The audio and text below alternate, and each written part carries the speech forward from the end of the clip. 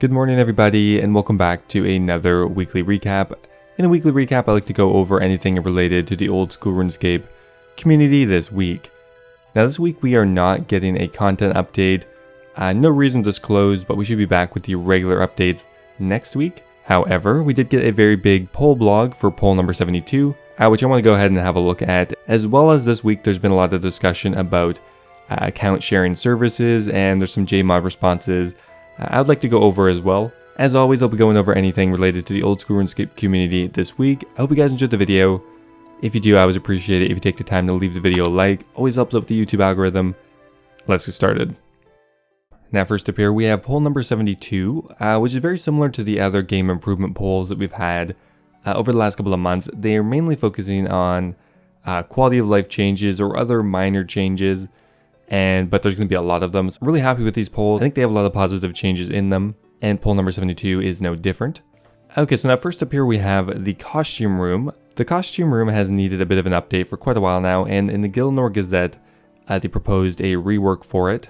That would include a new interface, the ability to store incomplete sets, and store extras. Now the only issue with this is it kind of affects Ultimate Ironman, so they've actually split up 3 additional questions just for UIMs. Now first up here, if the costume room passes, should UIMs be able to deposit individual pieces? Question 3 is if they should be able to withdraw individual pieces, and question 4 is if they should be allowed to store duplicates. Now on top of changing the costume room, they'd also like to increase the amount of armor that could be stored in the magic wardrobe in the armor case. As the years go by, more armor has been added to the game, so now they are proposing some new limits. Now at the lowest level magic wardrobe you can store 7 sets, scaling up to 42, with the gilded and then infinite with the marble. For the armor case, it's now going to be 25 armor sets for the oak armor case, 50 for the teak armor case, and infinite for the mahogany. Now moving on from construction, we actually have a farming and herb lore change. Now currently Zahur will clean noted herbs for 200 GP each, however they don't accept noted herbs. They're proposing that if you've completed the Hard Desert Achievement Diary, you'd now be able to clean noted herbs for 200 GP each. Now continuing on with farming changes, they'd also like to offer the ability to automatically clean herbs in the Chambers of Xeric. It would still be faster to do it manually though. Now snape grass is in kind of a weird spot as far as a farming supply. Originally it was only obtained from PVM loot drops, however now that you can farm it, it's a little bit odd that it only provides regular compost. So they'd like to change it to be a super compost ingredient to make it more consistent. Now another farming change they would like to make, they'd like to add the seaweed spore as a drop from master farmers. And finally here for the farming changes, they'd like to address spirit tree seeds. Now currently once you're max or once you have planted all of your spirit trees, there isn't really a use for them, so they'd like to actually add one. They would like to add the ability to be able to exchange your leftover spirit tree seeds or saplings for tier 5 seed packs at the farming guild. So 1 spirit tree would equal 1 seed pack, which is worth around 100k. Now moving on from farming, we have a change to agility. They would like to add in a shortcut to Gu Tanoth, which is a hard clue scroll requirement nearby. They'd like to add a shortcut that would require 71 agility and the completion of the Watchtower quest. Next up here they want to make a change to the Rogue's Den. To make it a little bit easier to handle, they'd like to add the ability to use stamina potions and energy potions within the den. Now moving on here, there's a change to agility. Now currently there is a lap counter for Prifdennus and Apatol, however they'd like to add that to all agility courses. However, it wouldn't track retroactively, which means you would start from 0 as soon as this update enters the game. Now one of the biggest updates in poll number 72, they would like to give players the option to make teleport tablets for both ancient and lunar spellbooks.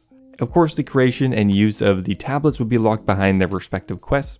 Creating the tablets would have the same requirements that the current tablets have, the appropriate magic level, the runes to cast it, and a secondary ingredient such as soft clay. Currently there are no lunar teleport tablets, and the ancient teleport tablets are only obtained through the Bounty Hunter shop. Okay, next up here they have a small change to the gem bag. They like to allow players to withdraw all gems from a bag starting with sapphires until their inventory is full. This would replace the empty default action on the gem bag. They'd also like to change the coal bag to allow withdrawal of coal straight to the bag from the bank interface, kind of similar to how the rune pouch works, so you wouldn't have to close your inventory as you do currently. Now in the poll blog there's a couple more changes to the Hallowed Sepulchre once again, and finally we're getting a few changes to the Hallowed Marks. Now the Dark Acorn is really the only thing that requires a lot of time to grind out at the Hallowed Sepulchre, so people really end up with a ton of extra Hallowed marks.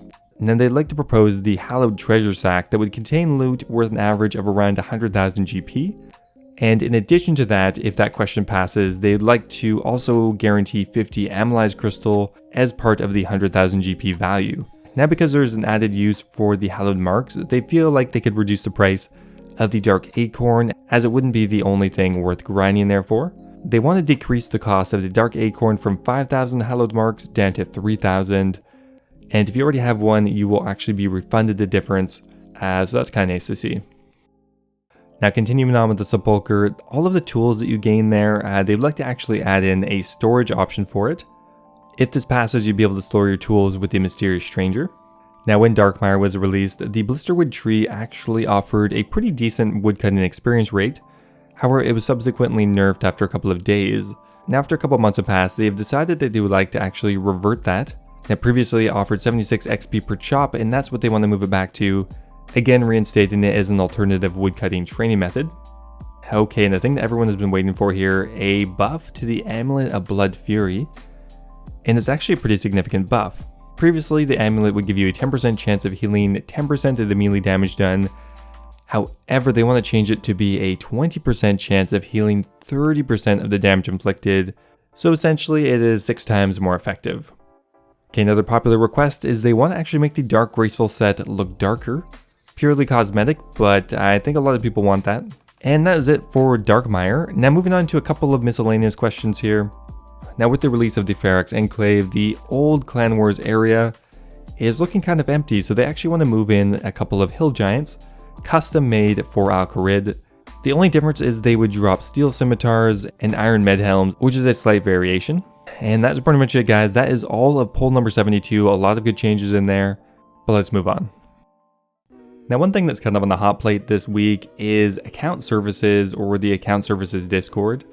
Now essentially what it is, for people who don't know, is you would go pay GP to have someone else train your account.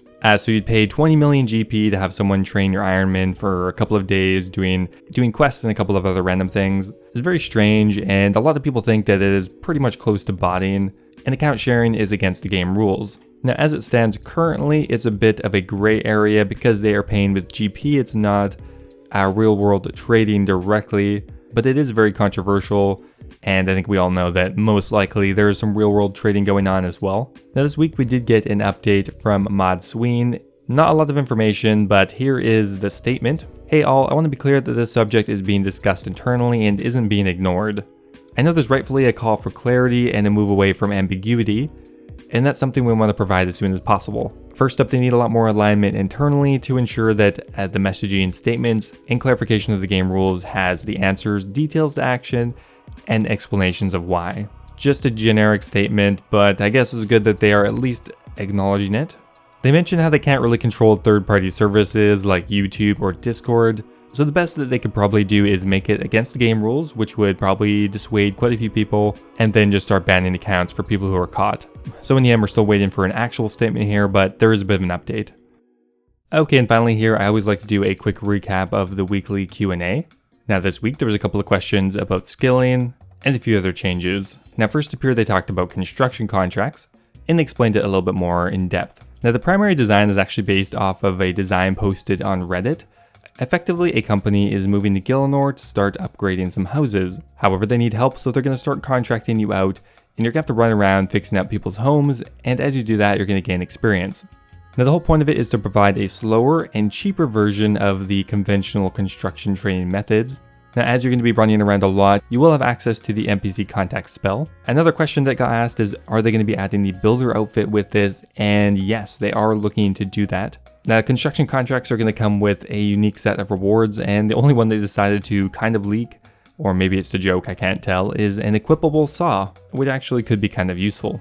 The next question here is, how is the fishing boss coming along? Well, currently it's in the design phase right now, and there's a new content developer working on it. However, Mccutcheon says to expect it in the next couple of weeks, which actually is surprisingly quick, and it could be out maybe the next couple of months. Is there any more information on Leagues 2? Not a whole lot. There is a blog currently being worked on with all of the rule sets in the game mode, and that is going to be coming out in the next few weeks. How do you guys feel about a buff to the Elder Maul? Currently it's as rare as a twisted bow, but 100 times less valuable. They understand the frustration, but there's not really anywhere to put it, as they don't really want to make it objectively better than the Inquisitor's Mace or other crush weapons, and currently it does have niche uses, so I don't really feel the need to buff it too much. And finally here, can seed packs from higher contracts only reward the seeds that are used in that contract to prevent all the junk items? They're not really sure why this is that necessary because there is the seed vault already, so I don't think they're going to make that change. Anyway guys, that is going to be it for this week's weekly recap. Hope you guys enjoyed it. Next week we'll be back with another content update, and it looks like we got a lot to look forward to in the near future. Anyway guys, thanks for watching. Hope you guys enjoyed it. Before I go, I just want to give a special thank you to Heathenlok Games and the rest of my YouTube members over on YouTube. I really do appreciate your support. If you are looking for another way to support the channel, becoming a YouTube member is an excellent way to do it, and by doing so you'll unlock a couple of different perks, including a custom role in my Discord channel, access to my video release schedule, and being mentioned in my YouTube videos. Anyway guys, thanks for watching, and I'll see you next time.